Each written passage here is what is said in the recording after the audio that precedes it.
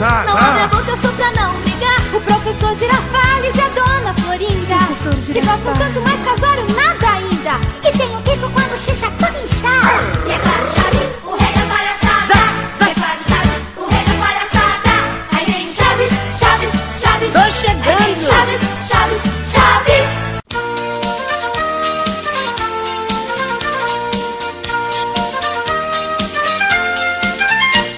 Eis aqui a resposta-chave quando alguém perguntar quem sabe.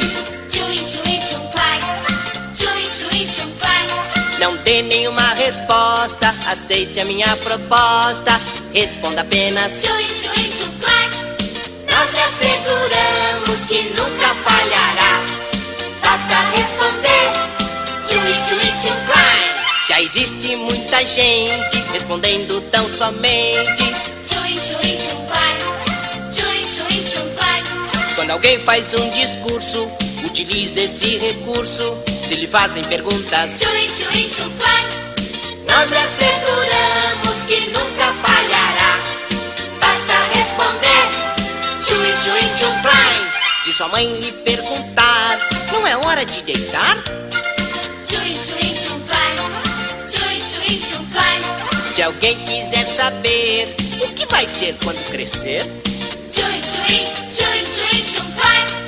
nós lhe asseguramos que nunca falhará. Basta responder. Tchui, tchui, tchum, clai. Chaves, quem comeu todo aquele bolo de chocolate que estava na mesa da minha cozinha? O bolo de chocolate? Quem comeu? Tchui, tchui, tchum, plai. Dona Clotilde, como se sente uma pessoa que tem cara de bruxa? Cara de bruxa? Como se sente uma pessoa? Tchuim, tchuim, tchucai. Seu barriga, quando o senhor vai mandar consertar o meu telhado? Quando chove, chove mais dentro de casa do que fora. Consertar o seu telhado? O telhado? Tchui, tchui, tchuncai. E então, seu Madruga, pode me dizer quando vai me pagar os 14 meses de aluguel que me deve? Os 14 meses atrasados? Tchui, tchui, tchum, klein. Chiquinha, vem cá. Você sabe quem quebrou o vidro da janela da minha sala? O vidro da janela? Tchui, tchui, tchum, klein. Dona Florinda, o que a senhora sente quando o professor Girafales está bem perto da senhora? Professor Girafales, o que eu sinto? Tchuim, tchuim, tchum, clai. Ah, professor, tem um vestido de noiva na loja da esquina que é divino. O que o senhor acha? Vestido de noiva?